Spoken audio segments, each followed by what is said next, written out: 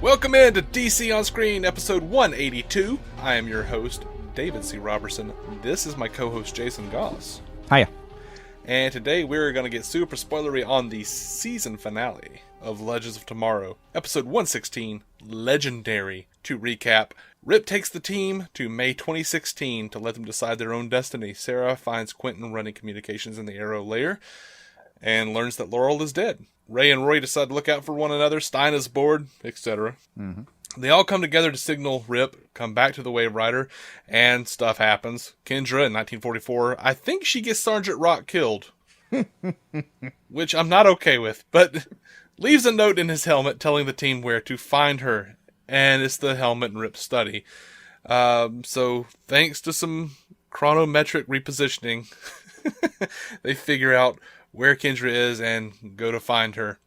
So then they realize that Savage is looking to reset time back to ancient Egypt so he can be a god, and so he's going to perform. To do so, he's going to perform some lame-ass ritual with Hawkman's blood over some Thanagarian meteors in 3 different time periods.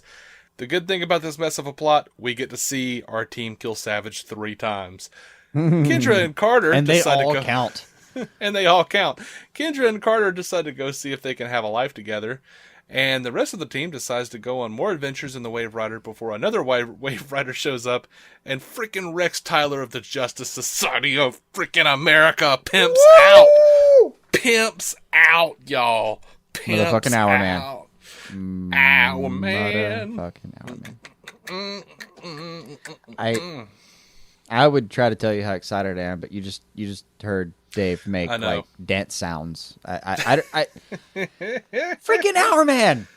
Jacob Raspberry of the Screen Explosion podcast tweets us and says, "Now that's how you end a season." Agreed. Justice Society of America and Hour Man. Arthur White says, "Bravo, Legends of Tomorrow in the finale. Good use of timey-wimey jibber-jabber and great surprise at the end. Maybe even DC on screen enjoyed it." Half and half, I think. Nope. I don't know. Nope. No? I enjoyed it. We're going to round it up to about a 0.8 with my... You think? Yeah. It's about 80%. I enjoyed a lot of elements. Average our enjoyments. I enjoyed a lot of elements of it. And then other elements, I was like, what? Like Scott Madison says, chronometric repositioning, a.k.a. convenience engine. Absolutely, dude. Absolutely. That was some bullshit. That was some bullshit. Like, I have not seen some bullshit. That was ridiculous. There was a chronothermic reaction. Oh, yeah, okay. There was that, too. I mean, you say like you haven't seen some bullshit. I know. I don't damn know, but come on. We got a guy who can only be a superhero for an hour. Shit. I know. There are worse things in the world. No, that makes more sense. I mean, all right, look, all drugs have a half-life, and right. I think they call it like a plasma dynamic something or other. I can't damn remember at this point. But all drugs wear off after a while. The reason 5-hour energy is called 5-hour energy is because caffeine affects your body substantially for 5 hours. All drugs have that. I don't know what the hell Miraclo has, but apparently 1 hour's reaction time. And then it is a very steep drop-off. Right. Look, I enjoyed a lot of it. Like I said, best thing that happens this season, I saw Vandal Savage get killed 3 times. And with aplomb. It was fantastic. Like, I mean, Mick just beats his ass. Like, Sara just beats his damn ass. Yeah. It was so much fun. Yeah. It was so much fun to watch him actually get beaten. And Rory, sorry, every time I want to say Rory, Rip. Man, this is Arthur Devil's he's a great actor. Especially in the Doctor Who concept. So when I say Rory, what I'm really referring to is like I bawled my eyes out a few times when he was playing Rory.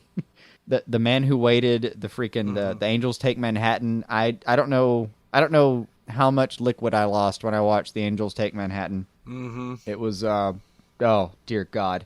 That was rough, man. It was rough. It was really rough. But I remember you came into the writer's room where I was normally stationed with like tears streaming down your face, and I was like, "Angels," and you were like, "Uh huh." Oh shit. They both went, Dave. Yeah, I was broken up. I was really broken up. It was rough. It was so forgive me when I say Rory instead of Rip. Please do. Right. But yeah, man. Rip just grabs the he. I love the anger in this movement. Like he grabs the knife that's already in the guy's heart and throws him into like a circuit breaker with it, or a breaker box, whatever it is. It was a phenomenally like just brutal gesture. Loved it. Yeah. After all this time, I really did watch. I mean, you said it. I really liked watching Vandal Savage die all those times because we've earned that this season. We've earned that. With every time he went Chayara. You knew then you would love it more. He said, Chayara. Just say it, just say the name. Say it right. So I love that Rip returned them to May and not January because he knew that if Sara was there to fight Damien Dark, she would then get her and Lance killed too. She would die, Laurel would die, and Lance would die. That was rough, and I enjoyed the hell out of that. I was like, and it was a decent explanation. Awesome. That was cool. That's the kind of shit I like about time travel. Like, I like to see those, or at least, hear tell of those types of possibilities. Yeah. I thought the scene that Quentin and Sara that was wonderful. They both did a really good job. I am not nearly as cranky, I'll say, over Sara these days. Like, as far as acting, like she has really come into her own as an actress a lot better than she was in season 2. Of Era. I don't know. What do you think? I have to agree. Although I've got to temper both of our opinions against the rest of the world. So I don't know. I really don't know.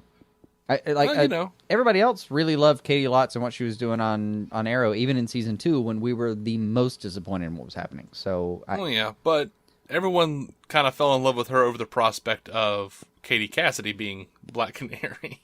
Importantly. And then, there are assholes like us who just didn't like either one of them for an extended period of time. I had no problem with her as the Black Canary. It was just whenever she was talking, or doing any of that. But she was not really an actress when they cast her. She was a stunt person. She knew gymnastics and all that shit. But she was, I think she was trained as a dancer. Yeah, something like that. So anyway, she was, the girl knows how to make her body do whatever the fuck it needs to do. Right. And very talented as far as that goes. You know what? A lot of the issues that I had, like the strange faces she would make when she was waiting on somebody else to speak, reaction shots and stuff, like they've pretty much cleared up. Like she's kind of gotten, it looks like she's just had like on the job training for the last few years, and she's just kind of really gotten the hang of it. Maybe. I mean, when she's threatening Rip, I absolutely bought it. Right. Like, she's starting to have, like, actual an emotional impact on me with the way she does stuff now. Whereas, like, okay, she's acting now. Cool! Like, she's not just saying lines because, No, you can dig in. You can really, like, tuck into a character like that. Yeah. So, but yeah, her and Quentin, man, talking about Laurel, actually got to me a little bit. Like, I got you knew cheerful. She was going to try to, like, time save Laurel. It's just, there's no way. Absolutely. And, like, the look that she has, like, that look of just, like, disgust and just that tragedy setting into her soul when he explains why they can't do that, why they can't save them. Or save her. Just shit. Like, she did a good job with it. She went through, like, the last 3 stages of grief all at once. Yeah. And you know what? She took it like an assassin. Like Thea should have taken the death of Alex. Well, I say that, but they were actually making it seem like something. It was weird. The death of boyfriend, why? Well, I mean, it was like, okay, well, this is messed up, but you know what? I got to deal with this and move on. Get off the ground, Thea. Get off the ground. Stop crying. Stop. You were so upset Keep track you didn't of the even... bad guy behind you that You're killed like, him. Where's Anarchy? He disappeared. No. What the hell you say? Yeah. Maybe if you weren't wiping your tears on your dead boyfriend's beard. Anyway. That was a good beard, at least. It was a good beard. Sorry, we're talking about Arrow now. Yeah. And if you watch Legends and not Arrow, I don't know how to talk to you, so I don't know. Thank you for listening, though. I don't know how you would be getting along episode to episode, but... Me either. Okay, And like I said in the last podcast, in the last episode for the Arrow, I really enjoyed how, Quentin was down there just kind of running communications, and I'm pretty sure they were down there running around with Ruve and Anarchy and all those cats while she was up there talking to Quentin. So that's pretty dope, man. Yep. I like that Ray followed Rory. Of course. He was his and getaway he's the driver. first person he wants to recruit. Yeah, I mean, the gulag and all. Yeah, that's a fun thing. They've been through a lot. And the Captain Cold auditions that Heatwave is apparently holding. It's bad when Rory's going, "You're not very good at this." Yeah. When Rory's like, "No, I can make a better plan than this." This is bad. I like his explanation though of why do you keep doing this? I like stealing stuff. It makes me feel good. It's so damn simple, and it makes so much sense when he says it. Mm-hmm. And I love that they hung a lantern on the fact that they're awful at time travel. They made a whole thing about that the season has culminated in it kind of calling itself out on saying we're terrible at this. By the way, before that, with Ray and Rory, I laughed so hard when I saw this. Ray is talking to him, he's trying to convince him, and he does this back and forth gesture with the pointing finger, and he's saying he wanted this. And Mick just asked, "What are you doing with your hand?" That fucking killed me, man. Mick is the standout comedian of the show so far. He is. He's good. He's really, man. He cracks me up every damn episode. He cracks me up. Yeah. And then he can come back with something sinister. All right, you get. Where does he put it? We've got your point now. Now get ours. That ship's not taking off without us. Mm-hmm. All right, well, you tell him no. You first. Yeah. So, dude, Firestorm transmuted some shit. Transmutation is on the table. Transmutation. I wondered, we've talked about this before. I was just saying a couple of episodes ago, yeah. We've talked about it a few times this season. It's transmutation. It's an extraordinarily powerful thing to have on the table. You have to cap it, and you have to bottleneck it somehow, or it's just. I mean, it's too powerful because every situation can be solved with turn it to water. Turn it to water. Yeah. So I absolutely dig that they've got it on, but now I'm kind of curious about. All right, well, what kind of reins are you going to put on this thing? I guess it's a matter of focus and and practice and all that. I really enjoyed Scott's commentary on this. Scott Madison of SimplySyndicated.com. said to us, "Tonight on a very special episode of Legends of Tomorrow, Jax learns, for the 52nd time, the value of teamwork. Mm-hmm. You know this because he says, 'Let's do this together, aight?'" Yeah. Yeah. And it's the 52nd time, so it's going to work now until they reboot it. Right. That did bother me. I'm tired of Jax a lot of the time. The best he was is when he was dealing with his dad. Yeah. And then they just kind of made him ridiculous again. That was solid. Transmutation is such a big damn thing. To have as an ability out there in the world. It's giant. Mm-hmm. I mean, Legends just made him the most powerful character ever. Easily. And talking about power, apparently something Ray's been working on, he can shrink things now. Mm-hmm. Hell yeah. That was awesome. Yeah. So, we were talking about how they might not actually even do the transmutation for Firestorm because, you kind of, to keep things interesting, you need to sometimes handicap a character. Yeah, that was, okay, I mean, we talked about that earlier, we understood why they didn't bring that up, and now they've done it. So, I had you before. I was willing to explain away the fact that you can't do transmutation before, but now you've done it, so that's on you. Yeah, so good you luck, guys writers. have done this. I was going to say good luck, writers. I was like, okay, so you've done this. So just know, assholes like us are going to be sitting here going, so if he's pretty much doing it at will now, whenever the plot needs it to. So, when they were fighting the Nazis for the 12th time on this show, why didn't he just, transmute all of their, because of the timeline, because they don't, those weapons were supposed to be there. Okay. And then we're going to be going, okay, but it's okay to assault an entire police precinct, but okay, sure. Okay, so it's okay to kill Sergeant Rock. Well, that doesn't have anything to do with this argument. No, it doesn't. But Sergeant Rock. You had such hope. I mean, they didn't confirm it was Sergeant Rock, but I'm pretty sure that was Sergeant Rock. I mean, I'm not against you. I'm not against you. Against me? Against you. I like I like the quote. I don't want to lose another friend. Oh, that one hurt me a little bit. That one did. I appreciate that, Mr. Rory. Ooh, that one hurt me a little bit. And like that, Rip getting to hang out with his family for a second.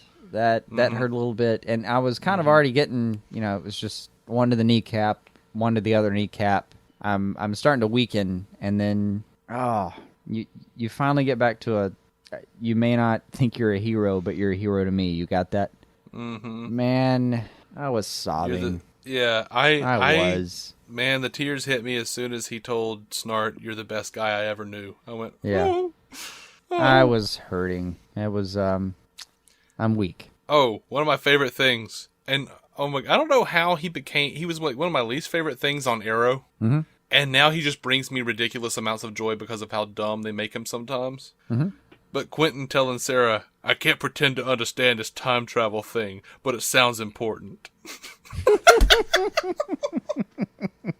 Well, that sounds extremely real.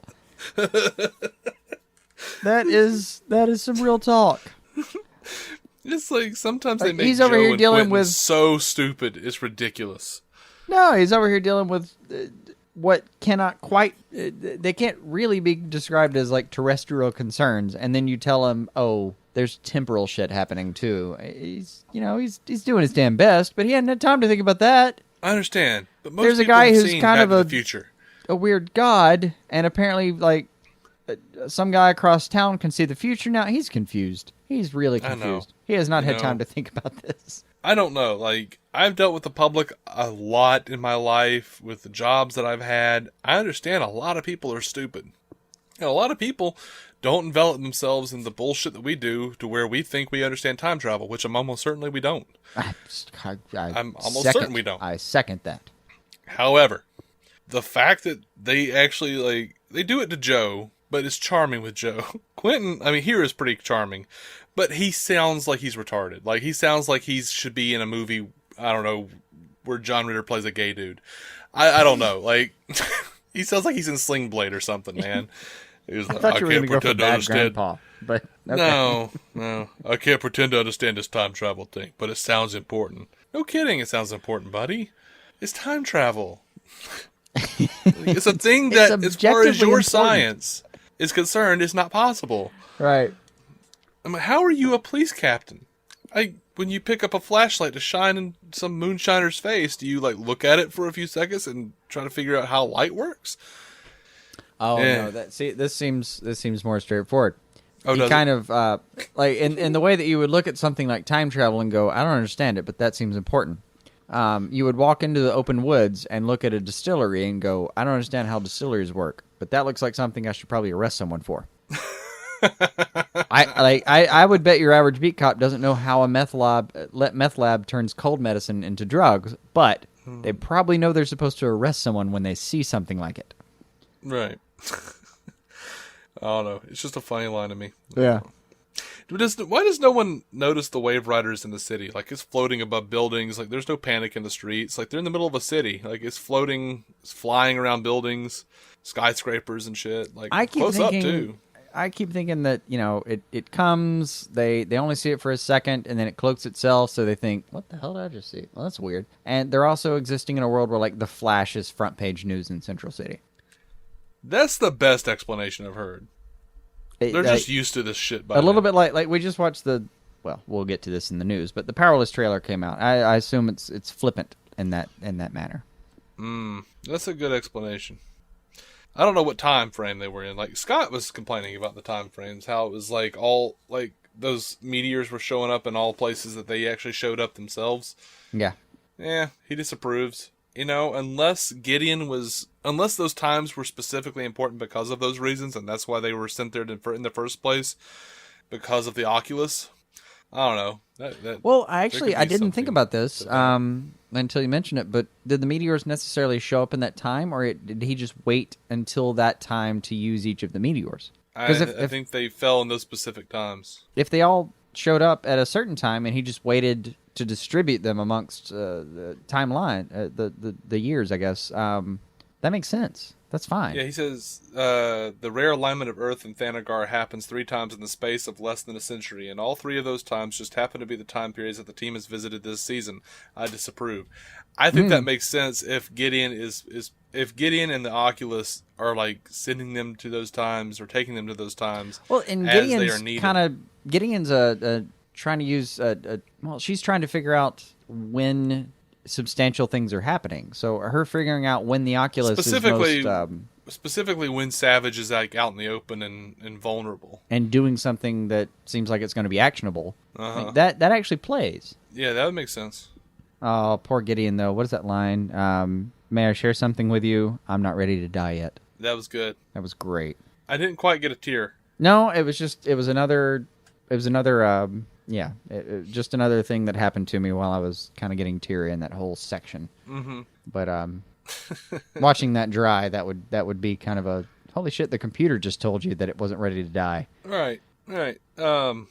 Also, all right. While I'm talking about me being teary, Mick going back and talking to him about you may not think you're a hero. He influences Snart's timeline. He does. That's in the back of Snart's head the entire time. Is like the guy who saved me thinks I'm a hero. And he's got this eternal loyalty to Mick because Mick was the guy who stood up for him, right? Mm-hmm. So him thinking that the guy who actually stood up for who was his hero, thinking he's a hero, like that's got to matter. Mm-hmm. So yeah, Kronos essentially pops in and changes time again. And it's not stumbly and it's not clumsy for him to do it. It's Kronos. This guy's a trained time master at this point. He can pop in and change time in that subtle little way, and I'm going to believe it. Yeah, and they're even like, you can do it again, or we can come back. And he's like, leave it. Yeah. He got this right. So, eternally grateful to the writers, and I guess whoever else is responsible for this. For the Hawks being gone, I'm tired of their story. I'm tired of Kendra. Yeah, I'm tired of her being bored with that situation. Tired of her being a barista. I'm tired of her flip-flopping on Ray. Yes, please, go away. Go try to make it work together. Please. Thank you. Yeah, pretty bored with that situation at this point. And just as Scott loves it, I love Mick going, I give it 3 months. Yeah. Yeah, meaning they might show up next season and like episode 1 and well, I thought you guys were going our way. It was boring. Can we help you guys out? All right, fine. Well, they've actually announced that Ciara Renee is not going to be back. She might be back, intermittently, but she's not going to be back as far as like a regular on the show. Okay. How about I forget who's playing Carter Hall, but I think he's been gone for a while. Okay. All right. Well, we're going Hawkless. He's not a regular anymore. Yeah. So yay! Because they just, I don't know, they've just been doing nothing with her really except having her flip flop, which is sad because Hawk Girl's a really good character. They're both has been a really fun. Good character. Yeah. I mean. And you know what? They're saying, Guggenheim and company are saying, they're not hitting up Thanagar for the bad guys for season 2. Oh, Thanagar is not going to be the big bad? No. They said it's something else entirely. Okay. Still, there was a lot of lip service to Thanagar, and can I just thank the writers for that alone? Yeah. I'm watching network television, and I'm seeing the words Thanagar. Man. Well, the people like me who are first-run Justice League Unlimited and Justice League Unlimited watchers, we got that. Mm-hmm. But, primetime, baby. Star-crossed. Mm-hmm. Mm-hmm. You know where it is, TASers. Yeah, Star-crossed was freaking... amazing. We've gone into that, I think, before. Again, damn animated series making it impossible for the live-action stuff to compare. Anyway. It's rough. It's sometimes. Really rough. I feel bad.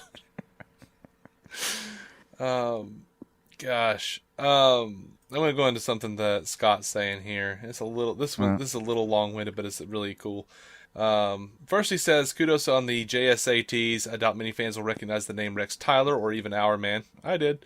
But straight up, I'm going to tell you, I heard Rex Tyler and went, oh, hold on. Yeah, I had to look it up. Oh, wow. Really? I'm going to tell you, I had to look it up. As soon as he didn't even say Rex Tyler. He walked out of the Waverider and I looked at him and went, I bet it's Our Man. He walked out and I went, wait, what's going on? it was a tip of the tongue thing, and he said Rex Tyler, and I still thought, fuck, who am I looking at? And did you catch it? They even did the Berlanti thing. My name is Rex Tyler, and I am a member of the Justice Society of America.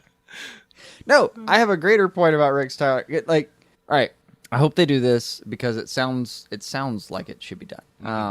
Miraclo, right? Mm-hmm.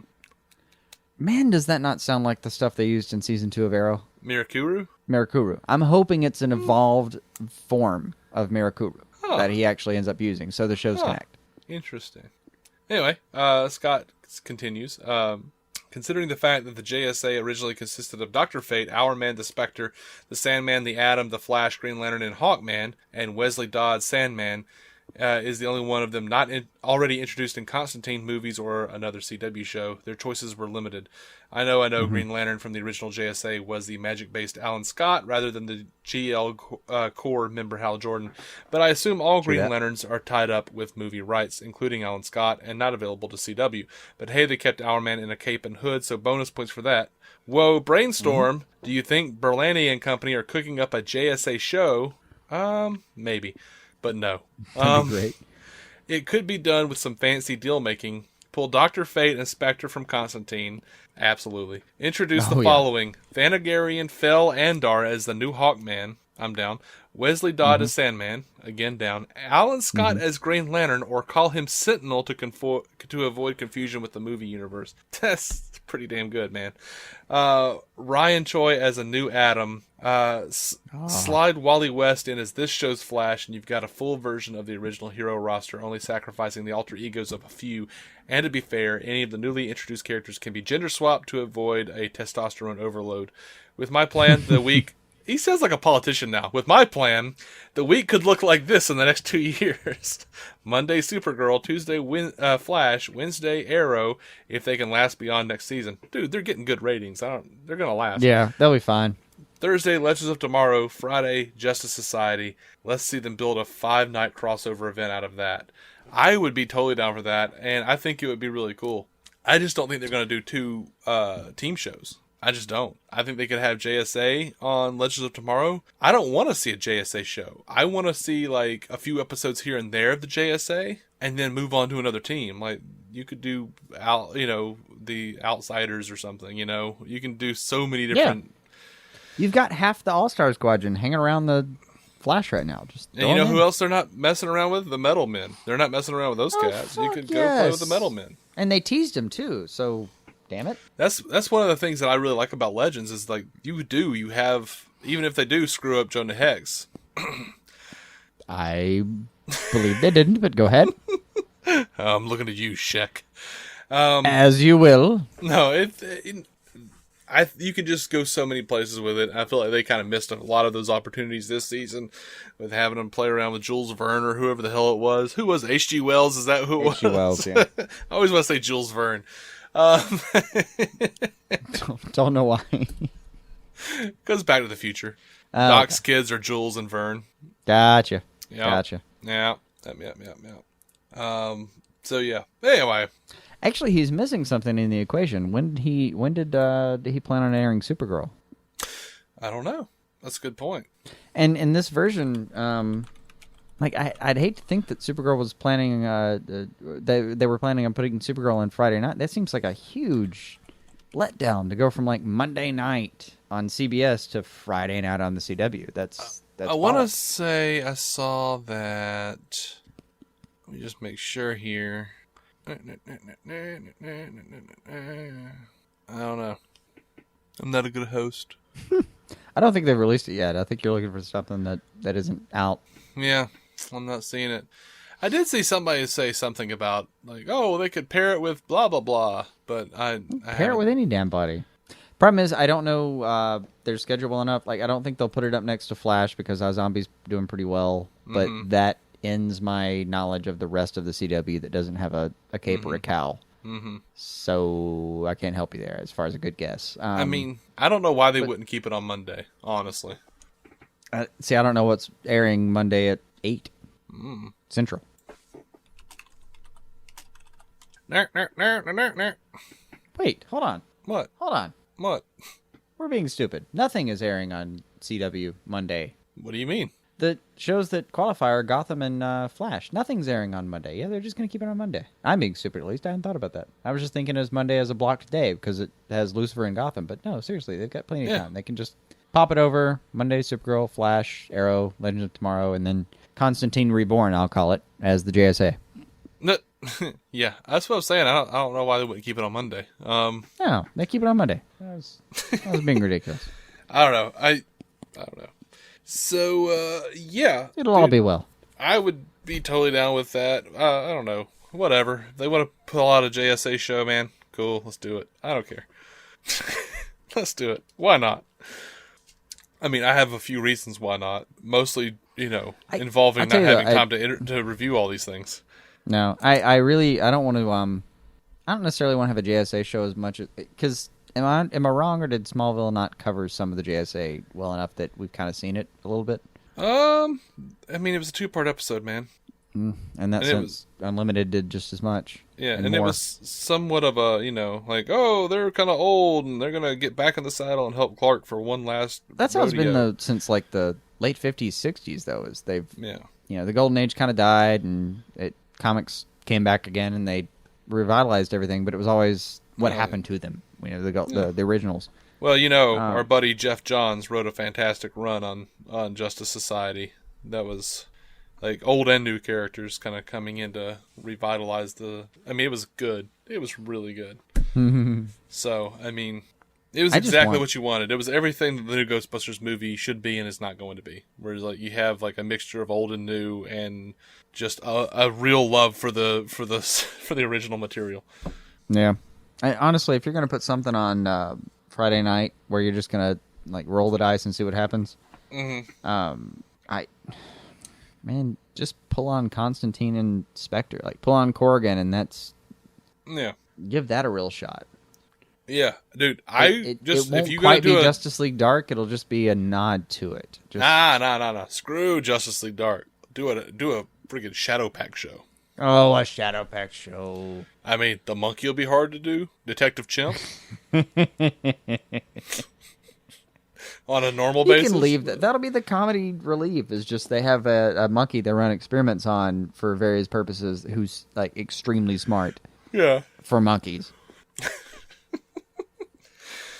So, Anyway. Bring that all in. I mean, we talked about Zatanna being part of Constantine. Fuck yes, and please. So, at this juncture... The finale involves Dr. Fate.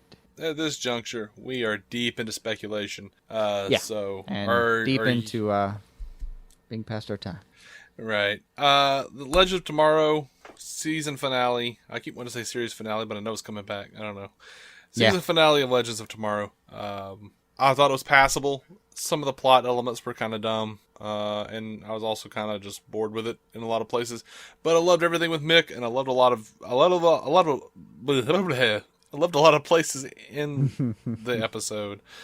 Again, I'm worried about Sergeant Rock. Kind of don't want him gone. But I was just so damn happy with a lot of it.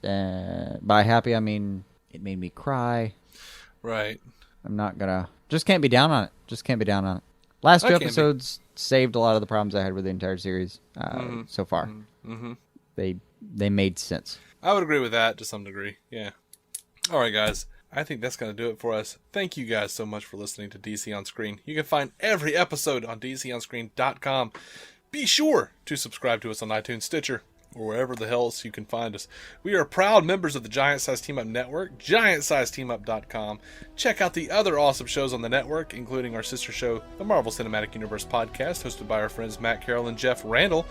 Our next episode, we'll be getting into the news. So much news. Actually, it's not that much news. But anyway, until then, keep some DC on your screen.